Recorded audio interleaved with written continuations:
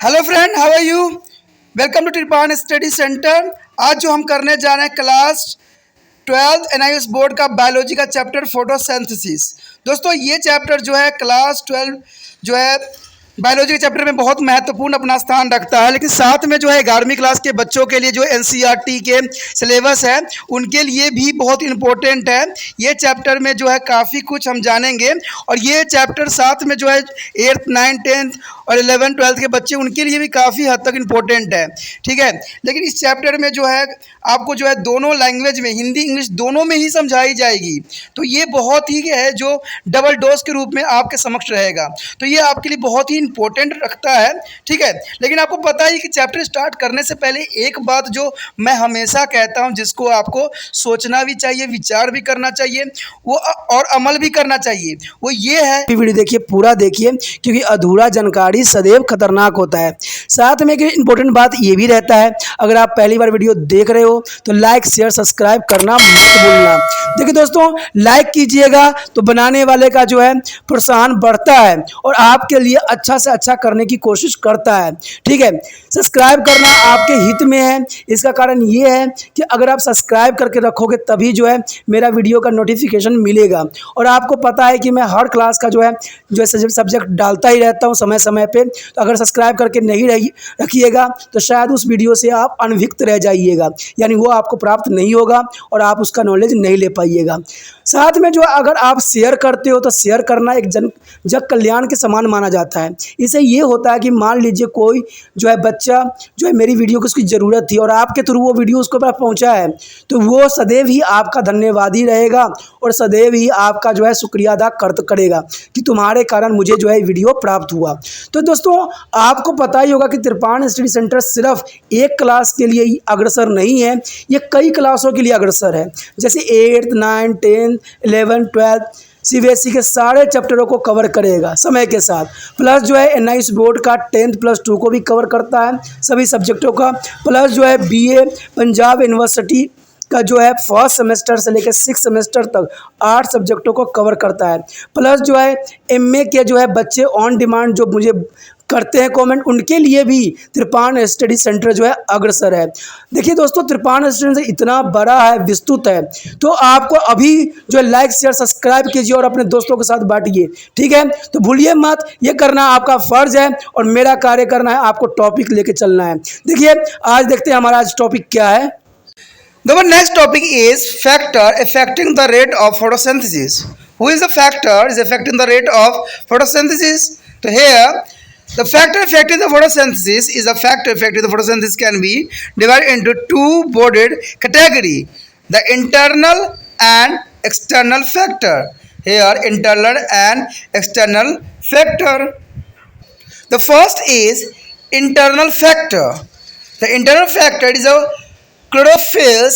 The amount of chlorophyll present has a direct relationship with the rate of photosynthesis because this pigment is directly involved in trapping the light energy responsible for the light reaction. The second is a leaf age and the anatomy. When here, newly expanding leaves show the gradually increasing the rate of photosynthesis, and the maximum in the reaches when their leaves achieve a fully size. Chloroplast function decline as the leaf age. Rate of photosynthesis is there influenced by the variation in a number, structure and distribution of the stomata, and second is the size of distribution of the intercellular space, and third is the relative phosphorescence of plasmacyte is a spongy tissue, and fourth is the thickness of cuticles. Here, the variation in their photosynthesis rate of photosynthesis is the influence of variation is a mainly 4 is a reaction. There is a number of structure and distribution of stomata, and second is the size of distribution of intercellular space, and third is the relative protons of plasmacyte is a spongy tissue, and fourth the thickness of cuticles, and third is a demand for a photosynthate. Is here rapidly growing plant showing the increasing rate of photosynthesis in the comparisons to the mature plants. When the demand for photosynthesis is lower due to the poor meristematic activity, the photosynthesis rate of decline. The next is external factor. The external factor is the major external factor which affect the rate of photosynthesis are temperature, light, carbon dioxide and water and mineral element. Here, concept of limited factor. When a process is affected by the various factor, the rate of the presence of depending upon the space of their solest factor. There is the only is the process affected by the various factor. The rate of the process depend upon the pace of the lowest factor. Let us consider three factors like a light, carbon dioxide and temperature. The light, carbon dioxide and temperature. It seems that will all three factors are obtains their rate of photosynthesis in a maximum. However, of the three factors, even if one of the factor become optionally and their other factor remain to optimal, the rate of photosynthetic process decline substantially. There is known as a law of limitation factor shown in the Blackman in 1905. It is defined as well process is a conditionally as there is a rapidly by their number of separate factor. The rate of process is limited by the pace of the lowest factor, which is known as the limiting factor. So here light, the rate of photosynthesis is increasing with the increasing of intensity of light within the physiologically limit. Our rate of photosynthesis is directly proportional to the light intensity. Friend, the rate of photosynthesis increasing with the increasing of intensity of light within the physiologically limit means is a physiologically limit or rate of photosynthesis is directly proportional to the light intensity expect on the cloudy day and at night. The light is a never to limited factor in the photosynthesis in nature. At a contain light intensity, the amount of CO2 used to the photosynthesis and the amount of CO2 produced in respiration are the same. The point of the light intensity is known as the composition point. It is a composition point. The wavelength of light is absorbed by the photosynthesis pigment. Affect the rate of photosynthesis, the red light and some extent of blue-green light. The blue light has been enhancing efficiency of photosynthesis. See the action of the spectrum. Here are the spectrum and the role there is absorbing. The proportion of the total incident sunlight on the earth absorbed by the green plants in a generally a limited factor. As per the estimate of the total incident light reaching the green plant, only about 1 to 2% is actually absorbed because 70% is transmitted and 28 to 29% reflected back into the atmosphere. The next is temperature. The very high and the very low temperature affect the rate of photosynthesis. Precisely is the rate of photosynthesis will be rise with the temperature from 5 Celsius to 37 Celsius beyond, which there is a rapidly fall as the enzyme involved in the process of the dark reaction are denatured at the high temperature between to the 5 to 35 Celsius with a very 10 Celsius rise in their temperature rate of photosynthesis. Doubled or the Q10 is a 2 is a Q quaternines are slightly less than 2. The next is a carbon dioxide. Since the carbon dioxide brings on of the raw material for the photosynthesis is the concentration effect. Their rate of photosynthesis is markedly is there because it is a very low concentrations. It means 0.03% in the atmosphere, and it is as a limited factor is a natural photosynthesis. Friend, here is a very low concentrations of 0.03 in the atmosphere. It is the act of limited factor in the natural photosynthesis at the optimum temperature and the light intensity. If the carbon dioxide supply is increasing, the rate of photosynthesis increasing. The marker is really there is until CO2 yani carbon means carbon dioxide is a concentration in a high as a 3.0%. Thus the CO2 concentration in the atmosphere is away or limiting a factor for a photosynthesis, and the at least is the water. The water has the indirectly effect on the rate of photosynthesis. The loss of water in the soil is immediately felt by the leaves and which get volatile and their stomata close down, thus the happening the absorptions of the CO2 from the atmosphere. This is we call decline of photosynthesis. And other factor is oxygen. The concentration of the oxygen is the external factor in the never be limiting factor for the photosynthesis because it is a byproduct of photosynthesis and it is easily diffused into the atmosphere from the photosynthesizing organ, the leaves. However, the excess of CO2 surrounding a green plant reduced to the photosynthetics rate by the promoting the rate of aerobics respirations. And their last topic is a mineral element. The mineral element is the most important factor. The some mineral element like magnesium, copper, manganese, and the chloride iron, which are compound of photosynthetic enzyme, and magnesium as a component of chlorophylls are important, and other deficiency would be effect to the rate of photosynthesis indirectly by affecting the synthesis of the photosynthetic enzyme and chlorophyll respectively. This is important for the external and internal factor affecting to the photosynthesis is the most important topic for the exam view. प्रकाश संश्लेषण की दर को प्रभावित करने वाले कारक, ये काफ़ी important topic है हमारा कि प्रकाश संश्लेषण की दर को प्रभावित करने वाले कारक कौन कौन से। तो देखिए यहाँ पर जो है प्रकाश संश्लेषण जो होती है, लेकिन उसको कुछ कारण है, कुछ फैक्टर है जो उसको काफ़ी प्रभावित करती है, यानी होने देने में उसको जो है विलंबित करती है। तो इसी बात को जो है हम यहाँ चर्चा करेंगे, जो काफ़ी इंपॉर्टेंट टॉपिक रहेगा, कोई भी बोर्ड हो उसके लिए बहुत ही इंपॉर्टेंट रहेगा। कहते हैं प्रकाश संश्लेषण की दर को प्रभावित करने वाले कारकों के मुख्यतः दो भागों में बांट सकते हैं। एक हमारा होता है आंतरिक, एक होता है बाहरी। यानी आंतरिक मतलब अंदर की जो प्रॉब्लम होती है, और बाहरी जो वातावरणीय कारक बनते हैं, जो वातावरण जो है एटमॉस्फेयर में क्या जो है बदलाव आती है, जिसकी वजह से जो है इनमें काफ़ी चेंजेस आती है। तो सबसे पहले जो आता है आपके समक्ष आंतरिक कारक। देखिए यहाँ पर जो है आंतरिक कारक बहुत ही इंपॉर्टेंट यहाँ फैक्टर निभाता है। ठीक है, इसमें सबसे इंपॉर्टेंट आंतरिक कारक में जो होता है हरित लवक। देखिए दोस्तों, हरित लवक जो है अपना एक विशेष स्थान रखता है प्रकाश संश्लेषण की दर को प्रभावित करने में। ठीक है, कहते हैं हरित लवक की मात्रा का प्रकाश संश्लेषण की दर के साथ सीधा संबंध होता है। ठीक है, प्रकाश संश्लेषण की दर के साथ जो है इसका सीधा संबंध होता है, क्योंकि ये वर्णक प्रकाशगाही होते हैं। ये क्या होते हैं? प्रकाशगाही होते हैं तथा सूर्य के प्रकाश के ग्रहण करने के लिए उत्तरदायी होते हैं।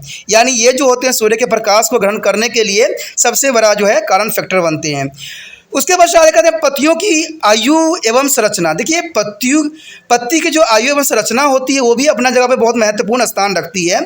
बढ़ती हुई पत्ती में वृद्धि के साथ साथ संश्लेषण की दर बढ़ती रहती है। देखिए दोस्तों, अगर पत्ती जो होते हैं अगर वो बढ़ रहा है, वृद्धि कर रहा है, मैच्योर हो रहा है, तो उसमें प्रकाश संश्लेषण की दर जो होती है वो भी बढ़ती चली जाती है। क्योंकि आप देखोगे जो पत्ते होते हैं वो थोड़ा सा फीके होते हैं, लेकिन जो डार्क हो जाते हैं उसमें क्लोरोफिल की मात्रा अधिक हो जाती है। ठीक है, तो ये बातें इंपॉर्टेंट यहाँ रखता है। तथा कहते हैं सर्वाधिक तब होती है जब पत्ती पुण्य प्रवृत्त होती है, जैसे पत्ती पुरानी पड़ जाती है। यानी जितनी पत्ती पुरानी होती चली जाएगी प्रकाश संश्लेषण की दर जो है उतनी ही बढ़ जाती है। कहते हैं हरित लवक की जो है कार्य क्षमता कम होती है। कहते हैं कार्य क्षमता जो होती है हरित लवक की बहुत कम होती है। पत्ती में जो है प्रकाश संश्लेषण की दर को अनेक विभिन्नताएं प्रभावित करती है। देखिए पत्तियों में कौन कौन चीज़ प्रभावित करती है ये भी अब यहाँ देखने वाली बात है, और जो समझने में भी आपकी काफ़ी हेल्प रहेगा। कहते हैं इसमें जो है जो कौन कौन चीज़ जो है पत्तियों में प्रभावित करती है, तो यहाँ पर जो आता है सबसे पहले है रंध्र की संख्या। देखिए दोस्तों, स्टोमेटा की कितनी संख्या, number of stomata in present in the leaf. तो रंध्रों की संख्या कितनी है, और संरचना एवं वितरण कैसा है। देखिए पत्तों की संरचना भी यहाँ पर प्रकाश संश्लेषण के लिए उत्तरदायी होती है। ठीक है, कि रंध्रों की संख्या क्या है, संरचना क्या है और वितरण क्या है। उसके पश्चात है आंतरिक कोशिका स्थानों का आकार एवं वितरण। आंतरिक कोशिका स्थानों का आकार एवं वितरण जो है बहुत काफ़ी इंपॉर्टेंट स्थान रखता है। आंतरिक कोशिका स्थानों का आकार एवं वितरण कहते हैं। उसके बाद तीसरा पॉइंट यही कहता है कि पेलिसेड एवं स्पंजिस्को का जो है अपेक्षिक अनुपात। ठीक है, यानी पेलिसेड जो होती है एवं स्पंजी उत्कों का जो है अपेक्षिक अनुपात काफ़ी इंपॉर्टेंट यहाँ पर स्थान रखता है। कहते हैं क्यूटिकल की जो मोटाई इत्यादि, यानी क्यूटिकल की जो मोटाई होती है वो भी यहाँ पर जो है विशेष स्थान रखता है। देखिए दोस्तों, इतनी सारे बातें जो है शायद आपने कहीं सुनी होगी या किसी वीडियो में देखी होगी या जानी होगी। आपको पता है कि ये छोटी छोटी बातें कहीं भी नहीं बताई जाती है। अब पीएमटी में मान लीजिए एग्जाम में आ जाएगा कि प्रकाश को दर को प्रभावित करने वाला कारक क्या है, तो ऑप्शन आपके समझ कई आ जाएंगे। तो आपको पता है कि ऑप्शन में से कौन सा आंसर है। अगर पत्ते जितने डार्क होते चले जाएंगे वो प्रकाश संश्लेषण सबसे अधिक करते रहेंगे। तो ये काफ़ी इंपॉर्टेंट बात रखता है। और देखिए इसमें क्यूटिकल की मोटाई को भी यहाँ पर इंपॉर्टेंट दिया गया है, ठीक है, और रंध्रों की संख्या को भी यहाँ पर इंपॉर्टेंट दिया गया जिसके प्रकाश की संश्लेषण की दर को प्रभावित करता है। तो देखिए कितना इंपॉर्टेंट यहाँ पर बात जो है आपके समझ रखा गया है। कहते हैं प्रकाश संश्लेषी जो है पदार्थों की मांग, प्रकाश संश्लेषी पदार्थों की मांग कैसी है। तेजी से बढ़ते पौधों को प्रकाश संश्लेषण की दर पर प्रयोक्ता पौधों से अधिक होती है। जब विभोजक यानी मेरिस्टेम को हटाने से जो है प्रकाश संश्लेषण की मांग घट जाती है तो प्रकाश संश्लेषण की दर भी घट जाती है। यानी जो मेरिस्टेम होते हैं दोस्तों, उससे क्या होती है, हटाने से जो है प्रकाश संश्लेषण की मांग भी घट जाती है, जो प्रकाश संश्लेषण की दर को काफ़ी प्रभावित करती है, जो काफ़ी इंपॉर्टेंट रखता है। उसके पश्चात हमारे समक्ष जो है बाहरी कारक, कहते हैं बाहरी कारक जो होती है वो भी काफ़ी इंपॉर्टेंट फैक्टर यहाँ पर अदा करती है। तो इसके बारे में जानना इंपॉर्टेंट। देखिए प्रकाश संश्लेषण की दर को प्रभावित करने वाले प्रमुख बाहरी कारक जो होते हैं वो तापमान होते हैं, प्रकाश होते हैं, कार्बन डाइऑक्साइड होते हैं, जल होते हैं, खनिज होते हैं, इत्यादि होते हैं। तो कई चीज़ जो है बाहरी कारक हो सकते हैं जो कि काफ़ी यहाँ पर इंपॉर्टेंट स्थान रखता है। तो इसमें सबसे पहले तो है तापमान, प्रकाश, कार्बन डाइऑक्साइड तथा जल तथा खनिज। तो इसमें यही बात यहाँ दर्शाया गया है कि समकारकी कारकों का संकल्प करना अत्यंत इंपॉर्टेंट है, यानी सीमाकारी कारकों का संकल्पन।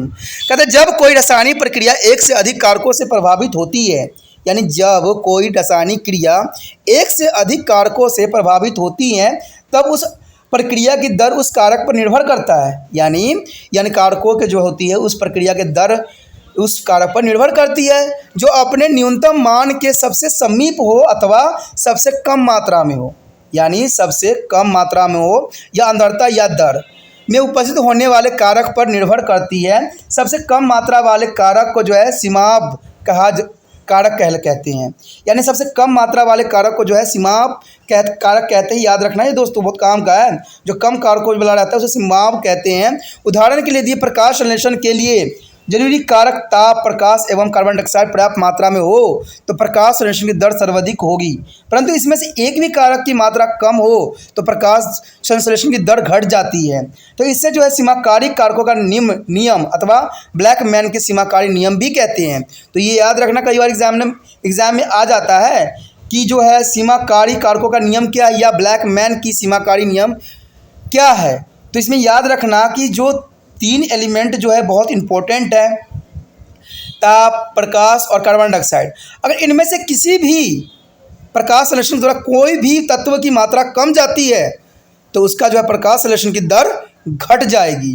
तो इसी को जो है हम सीमाकारी कारक का नियम भी कहते हैं या ब्लैकमैन के सीमाकारी नियम के नाम से भी हम जानते हैं। कहते हैं यहाँ पर जो है प्रकाश, देखिए प्रकाश जो है light is the most important factor on the plant. प्रकाश संश्लेषण की दर जो है प्रकाश तीव्रता के साथ साथ बढ़ती जाती है। प्रकाश संश्लेषण की दर जो है प्रकाश तीव्रता के साथ साथ बढ़ती जाती है।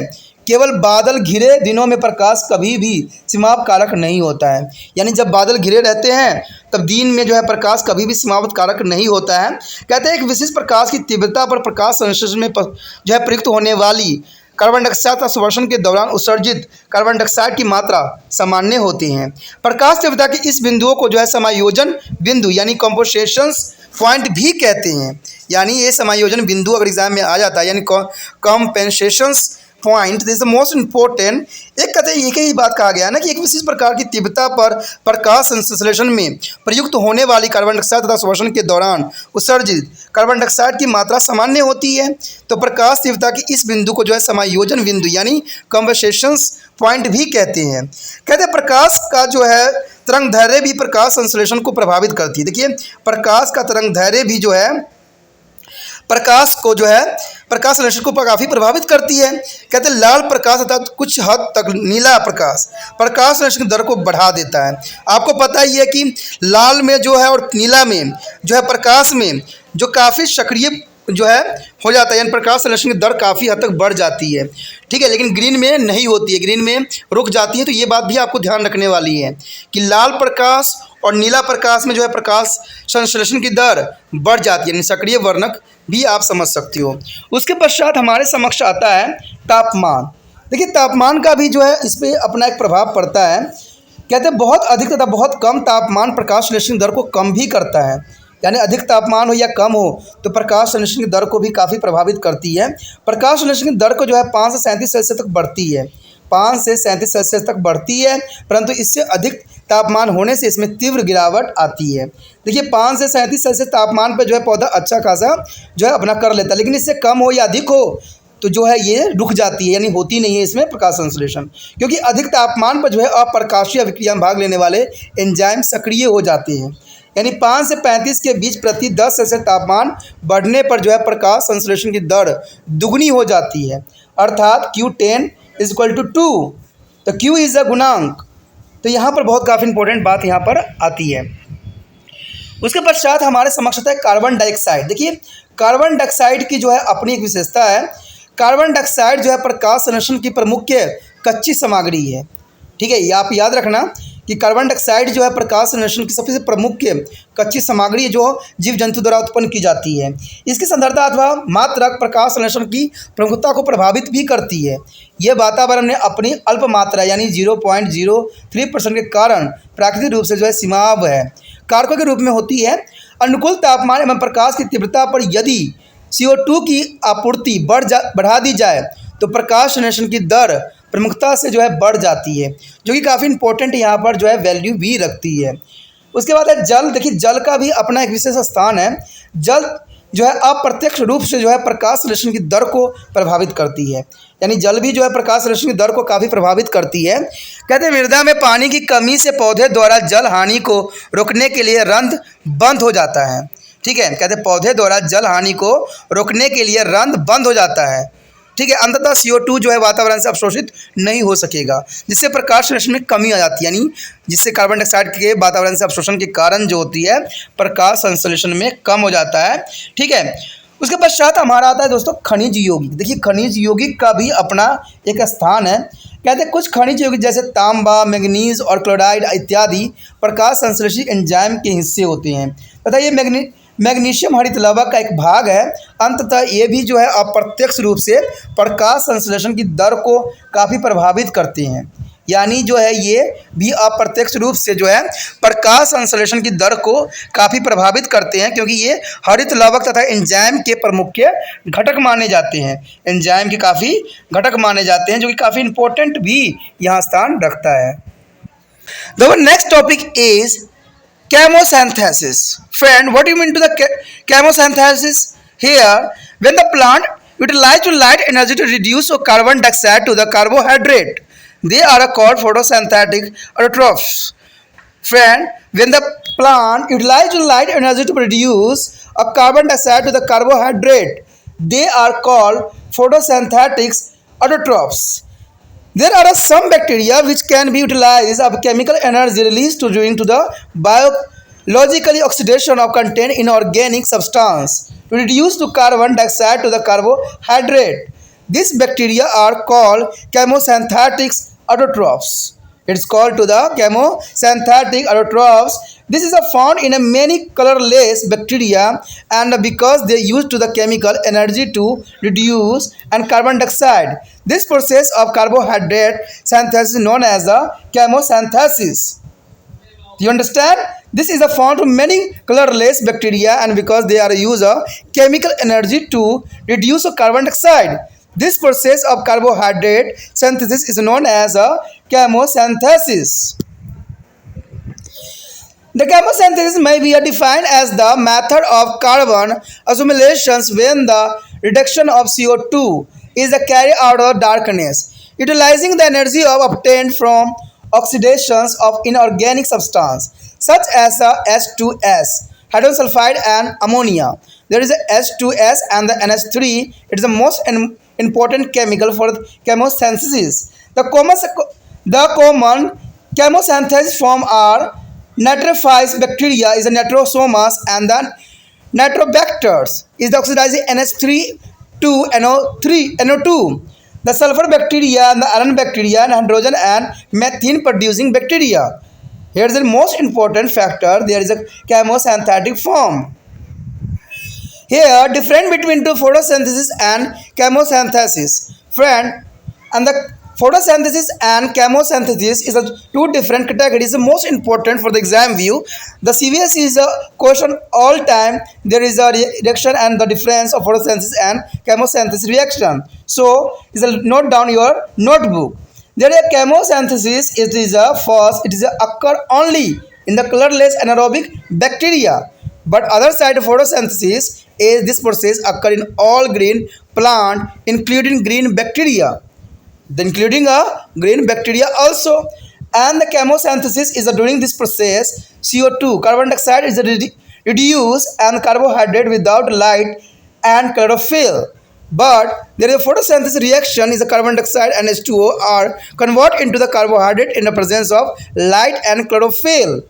The third is here in a chemosynthesis. Here is a chemical energy released during the oxidation of inorganic substance is used up to the synthesis of carbohydrate. But other side photosynthesis, the light energy is converted into the chemical energy and stored in the form of carbohydrate. The fourth point is the no pigment is the chemosynthesis is a no pigment molecules involved on the oxygen is a not involved. Here, no pigment molecules is involved on the oxygen is not involved. But photosynthesis here, several pigments are involved and the oxygen is involved as by product. But other side is a non-photofluorescence take place. Is a no photofluorescence take place. But photosynthesis has a photofluorescence take place in the ATP is a produce. There are formation of take place and the produce of ATP. देखिए दोस्तों यहाँ पर जो है रासायनिक संश्लेषण यानी chemosynthesis जो है बहुत ही मोस्ट इंपॉर्टेंट टॉपिक है। ये सीबीएसई एनसीईआरटी के क्वेश्चन जो होते हैं बहुत इंपॉर्टेंट है ये, और एग्जामिनर के लिए सदैव ये फेवरेट रहा है। कई बार ये क्वेश्चन पूछा भी गया है कि रासायनिक संश्लेषण क्या यानी chemosynthesis, what is the chemosynthesis and processing and difference. तो ये डिफरेंस भी कई बार पूछा गया है यानी अंतर भी पूछा गया है, तो इसको बहुत ध्यान से इस टॉपिक को करना और समझने की कोशिश भी करना। कहते हैं जब पौधे प्रकाश ऊर्जा का उपयोग कर कार्बन डाइऑक्साइड को कार्बोहाइड्रेट में अपचयित कर अपना भोजन बनाते हैं तो उन्हें हम प्रकाश संश्लेषी स्वयंपोषी कहते हैं। क्या कहते हैं? प्रकाश संश्लेषी स्वयंपोषी कहलाता है। और कुछ जीव जो होते हैं कार्बनिक पदार्थों को जैवीय ऑक्सीकरण द्वारा जो है उत्पन्न रासायनिक ऊर्जा से कार्बन डाइऑक्साइड को जो है कार्बोहाइड्रेट में अपचयित करते हैं। ये जीवाणु जो है रसायन संश्लेषी स्वयंपोषी कहलाते हैं। यह प्रक्रिया अनेक रंगहीन जीवाणुओं में पाई जाती है, यानी बहुत से रंगहीन जीवाणुओं में पाई जाती है, क्योंकि ये जीवाणु जो होते हैं कार्बन डाइऑक्साइड को कार्बोहाइड्रेट में अपचयित करने के लिए रासायनिक ऊर्जा का प्रयोग करते हैं। अंततः इस प्रक्रिया को रासायनिक संश्लेषण भी कहते हैं। इसे क्या कहते हैं? रासायनिक संश्लेषण, यानी रासायनिक संश्लेषण के नाम से भी ये जाना जाता है। हम रासायनिक संश्लेषण को इस प्रकार भी परिभाषित कर सकते हैं कि कार्बन संघीकरण की वह विधि जिसमें कार्बन डाइऑक्साइड का अपचयन अकार्बनिक पदार्थों के ऑक्सीकरण द्वारा प्राप्त रासायनिक ऊर्जा द्वारा प्रकाश की जो है अनुपस्थिति में होता है। यानी आप ये कह सकते हो कि इस विधि में जो है संघीकरण में कार्बन डाइऑक्साइड का अपचयन अकार्बनिक पदार्थों के ऑक्सीकरण द्वारा प्राप्त रासायनिक ऊर्जा द्वारा प्रकाश की अनुपस्थिति में होता है। यानी इस सामान्य रसायन संश्लेषण में जो है कुछ बातें यहाँ पर बहुत ही मायने रखता है जो काफ़ी इंपॉर्टेंट भी रहता है। यानी नाइट्रीकरण जीवाणु जैसे नाइट्रोसोमोनास, नाइट्रीकरण जीवाणु नाइट्रोसोमोनास जो है अमोनिया और NO2 में ऑक्सीकृत करते हैं, यानी NH3 और NO2 में जो है ऑक्सीकृत कर जाते हैं। और साथ में जो है सल्फर भी जो है जीवाणु भी दूसरा पॉइंट पे आता है, सल्फर जीवाणु। और तीसरा पे आता है लोह जीवाणु। चौथे पे आता है हाइड्रोजन एवं मीथेन जो है जीवाणु। देखिए यहाँ पर बात आ जाता है इंपॉर्टेंट की, तो इसमें जो है रसायन संश्लेषी और प्रकाश संश्लेषी में क्या अंतर है। तो ये काफ़ी इंपॉर्टेंट क्वेश्चन भी रहा है, मैं बताया भी हूँ कि जो है एनसीईआरटी या सीबीएसई जो है अपने सिलेबस में ये जरूर डालती है और ये क्वेश्चन जरूर जो है बच्चों से पूछती है एग्जाम में, तो ये कई मायने में इंपॉर्टेंट भी रखता है आपके लिए। देखिए रसायन संश्लेषी होती क्या है?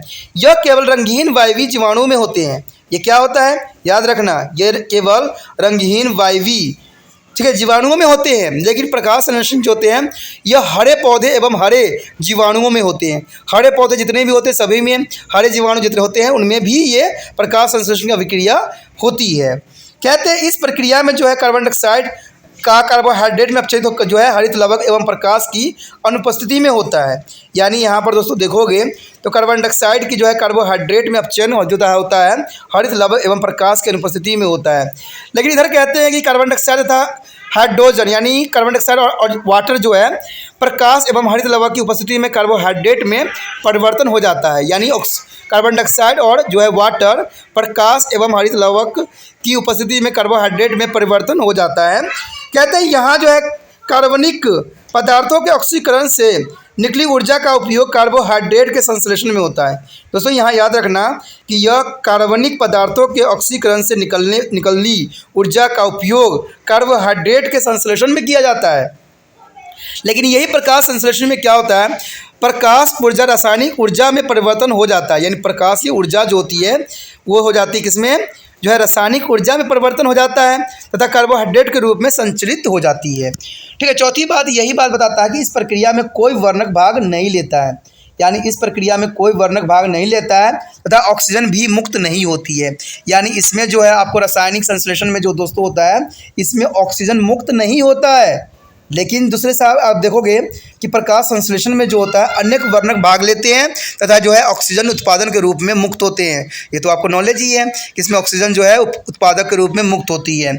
और इसमें लास्ट पॉइंट जो है इसमें यही बताता है कि इसमें प्रकाश जो है फास्फोलीकरण नहीं होता। यानी यहाँ पर जो फास्फोलीकरण हम करते हैं वो नहीं होता है, फास्फोलिलाइजेशन नहीं होते हैं। लेकिन यहाँ पर जो है प्रकाश फास्फोलीकरण होता है, अर्थात ये एटीपी के निर्माण के लिए ये उत्तरदायी भी होता है। Now next topic is chemosomatic synthesis. Is a chemosomatic synthesis is this here.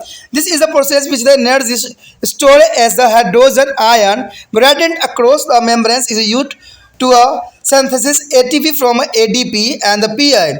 The enzyme which use the energy is ATP synthesis and the energy of power source is a difference in their concentration of H positive ion is the opposite side of the membranes. The membranes is their inner membranes of mitochondria are the chloroplast. The word osmosis in a Greek means push. The osmosis Greek means is a push and here flow of the hydrogen ion across the membranes provides the energy of push to the ATP synthesis enzyme which then catalyze their synthesis of ATP. The catalysis of synthesis of ATP. The chloroplast used to the chemomosis is a generate of ATP during to the photosynthesis. The eukaryotic lack of organelles, mitochondria and chloroplast to generate hydrogen gradient cross to plasma membranes and cannot be used it form ATP synthesis. Peter Matches won to the Nobel Prize in 1978 for the proposing the chemosomatic model for the synthesis of ATP. दोस्तों यहाँ पर जो है रसायन प्रासरणीय संश्लेषण, देखिए रसायन प्रासरणीय संश्लेषण जो है काफ़ी इंपॉर्टेंट यहाँ पर अपना भूमिका अदा करता है।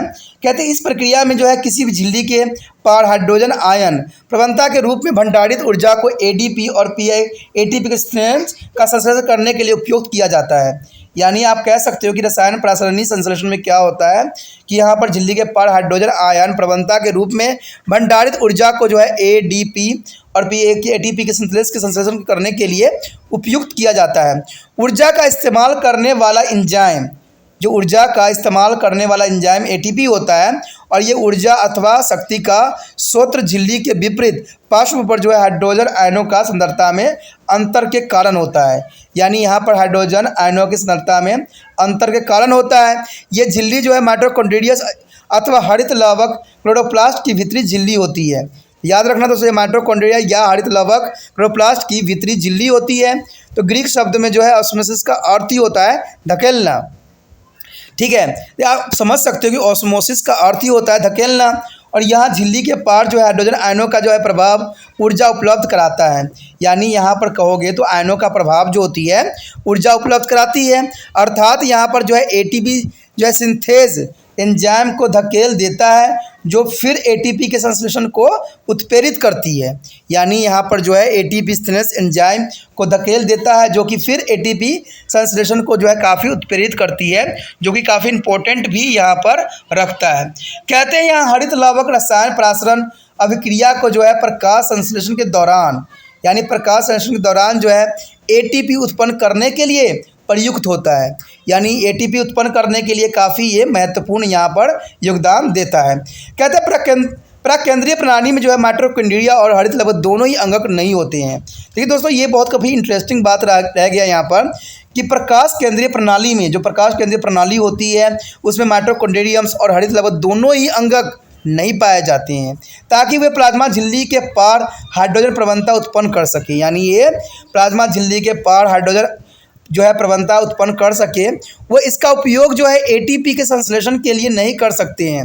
यानी यहाँ पर जो है ये एटीपी के संश्लेषण के लिए नहीं करते हैं। कहते हैं पीटर मिचेल को जो है एटीपी संश्लेषण के लिए रसायन प्रासरण मॉडल प्रस्तुत करने के कारण जो है 1978 में नोबेल पुरस्कार प्रदान किया गया था। देखिए दोस्तों, एटीपी की जो बात है आपको पता ही है कि एटीपी जो एडेनाइन ट्राइफॉस्फेट जो होती है काफ़ी इंपॉर्टेंट होता है और यही ऊर्जा का स्रोत भी होता है। और इसका जो है सब प्रथम खोज जो किया था पीटर मिचेल ने किया था। यानी एटीपी की जो संश्लेषण की जो प्रक्रिया थी, रसायन प्रासरण मॉडल थी, तो सबसे पहले जो है इसको प्रतिपादित किया था पीटर मिचेल ने। किसको किया था? रसायन प्रासरण मॉडल प्रस्तुत किया था, ठीक है, जिसके वजह से इनको जो है नोबेल प्राइज से भी सम्मानित किया गया था। कहते हैं इनको नोबेल पुरस्कार दिया गया था 1978 में, जो कि काफ़ी जो है एक क्रांतिकारी खोज थी। प्रकाश संश्लेषण की जो है एक क्रांतिकारी खोज थी जिन्होंने पीटर मिचेल ने किया था। और इन्होंने दर्शाया भी था इस मॉडल में, रसायन प्रासरण मॉडल में, किस प्रकार जो है पौधे अपना एटीपी संश्लेषित करती है और किस प्रकार जो है ये अपना संश्लेषण करने के पश्चात जो है ऊर्जा का विमोचन करती है। तो ये काफ़ी इम्पोर्टेंट था, काफ़ी अच्छा था, जिसमें हम बहुत कुछ समझ सके। दोस्तों, इसी के साथ जो है हमारा ये चैप्टर कंप्लीट हो जाती है। ये चैप्टर जो थी काफ़ी इम्पोर्टेंट थी प्लांट के बारे में, जिसमें हमने बहुत ही गहराई से हर बातों का जो है अच्छे से यहाँ अध्ययन किया है, समझा है और जाना है। डायग्रामेटिक भी क्वेश्चन को हमने समझने की कोशिश किया है। देखिए दोस्तों, ये काफ़ी इम्पोर्टेंट टॉपिक था जो कि हर एक बच्चों के लिए इम्पोर्टेंट है। देखिए, ये कई बार एग्ज़ाम में भी आता है, इसलिए मेरा विचार है कि आप जो हो इसको शेयर करो, दूसरे बच्चों को बताओ और दूसरे बच्चे तक पहुँचाने में मेरा जो है सहयोग कीजिए। देखिए दोस्तों, कहते हैं बार बार मैं यही बोलता हूँ, समझाता हूँ कि शेयर करने के लिए इसलिए कहता हूँ क्योंकि मुझे उन बच्चों का भी है टेंशन जो बच्चे पढ़ रहे हैं, जिन तक ये वीडियो नहीं पहुँच पा रहा है और जो है इधर उधर भटक रहे हैं। क्या पता आपके जरिए जो है उनको मिल जाए। कहते हैं जब मैंने बीए के भी काम किए थे तो बहुत से बच्चे ने मुझे शुक्रिया दिया कि ये किया था, और उन्होंने मुझे बोला भी था कि ये जो है अच्छा कार्य, बहुत हेल्पफुल है।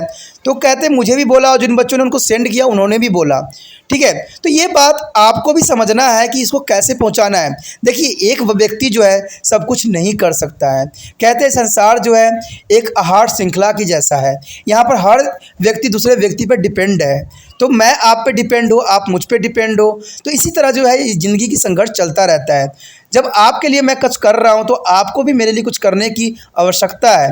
तो इसमें जो है आप देखते हो, सोचते हो, लेकिन कुछ कर नहीं रहे हो, और करते तो दिखता। तो इसलिए जो है आप अभी भी मत सोचिए, अभी भी विचार मत कीजिए, क्योंकि सोचना विचार करना तब विचारा जाता है जब चीज़ गलत हो, ठीक है। तब हमारा हाथ भी हमें रोकता है कि नहीं गलत है, हमें यहाँ नहीं जाना चाहिए, ये गलत चीज़ है, ठीक है, इसको शेयर नहीं करना चाहिए।